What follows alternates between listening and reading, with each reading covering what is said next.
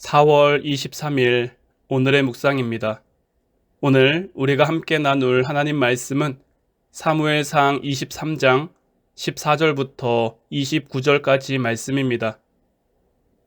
다윗이 사울이 자기의 생명을 빼앗으려고 나온 것을 보았으므로 그가 십광야 수풀에 있었더니 사울의 아들 요나단이 일어나 수풀에 들어가서 다윗에게 이르러 그에게 하나님을 힘있게 의지하게 하였는데 곧 요나단이 그에게 이르기를 두려워하지 말라.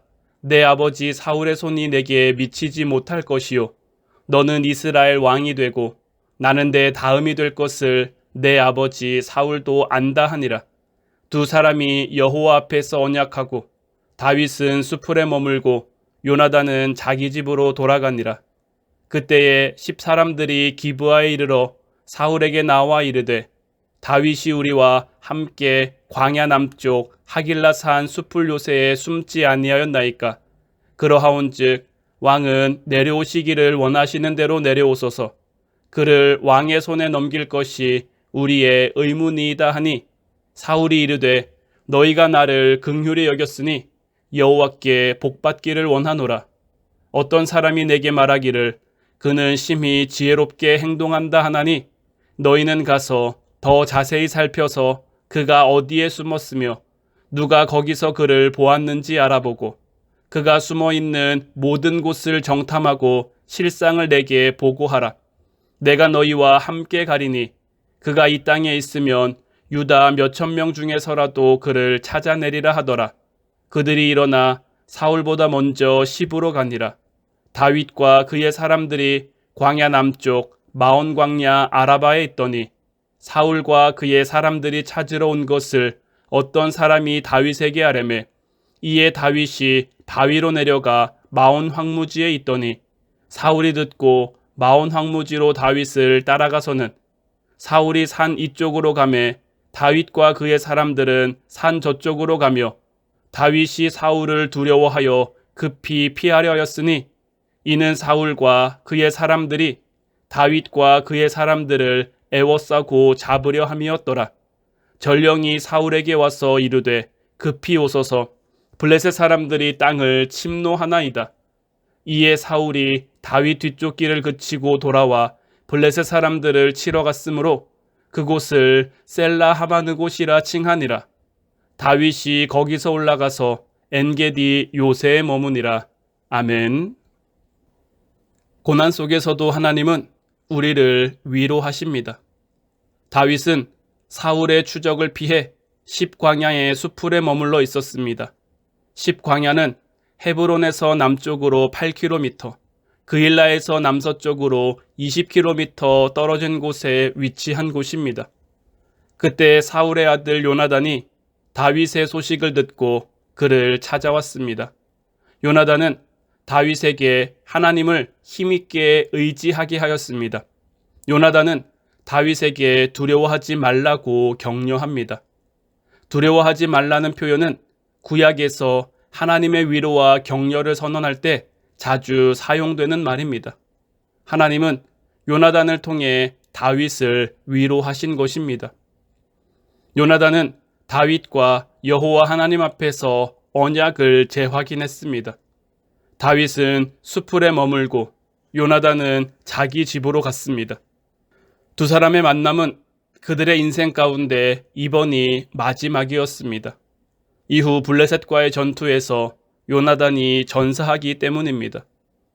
요나단의 입장에서 다윗은 아버지의 원수입니다. 하지만 그는 다윗을 위로하고 격려했습니다. 요나단은 하나님의 관점에서 다윗을 바라보았습니다. 그렇기에 다윗에게 하나님의 위로를 전할 수 있었고 그를 격려할 수 있었습니다. 여러분들 주위에는 위로와 격려가 필요한 지체들이 없으십니까?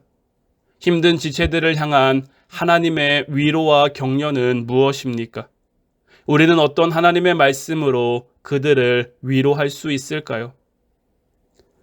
요나단과 다윗은 그들의 만남 안에서 하나님의 위로와 격려를 통해 서로의 마음을 나누었습니다.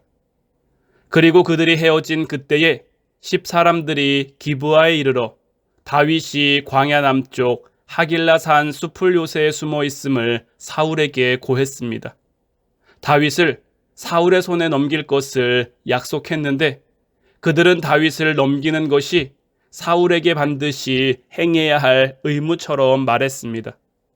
10사람들의 제안에 사울은 너희가 나를 긍휼히 여겼다며 좋아했습니다. 더 나아가 사울은 10사람들에게 여호와께 복받기를 축복했습니다. 하나님의 뜻을 어기고 하나님의 뜻과는 무관하게 다윗을 죽이려는 사울이 여호와께 복을 빌고 있습니다. 사울은 자신의 욕망으로 인해 하나님까지 이용하고 있습니다. 그들에게 더 자세히 살피고 지금 다윗이 어디에 숨어 있고 또 누가 그와 같이 있는지 알아볼 것을 지시했습니다.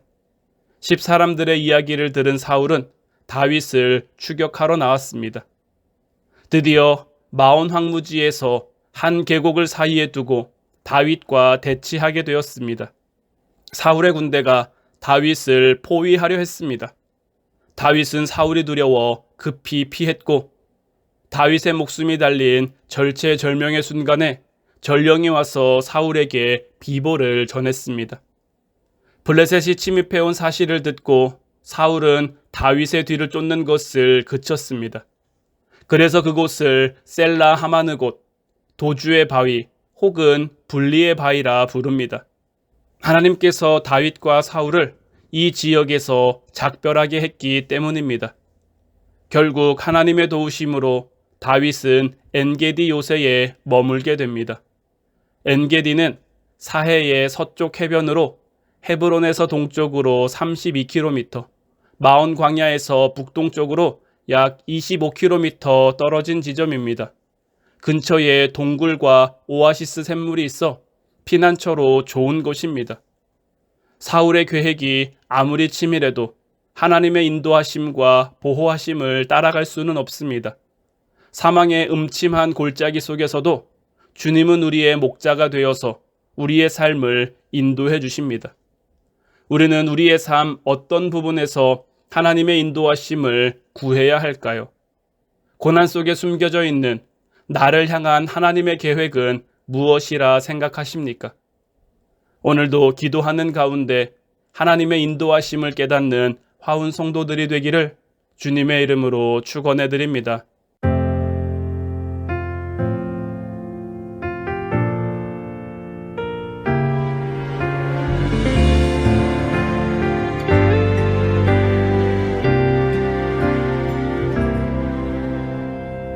주께서 주신 모든 시간 헛된 것 없네 그 어느 것도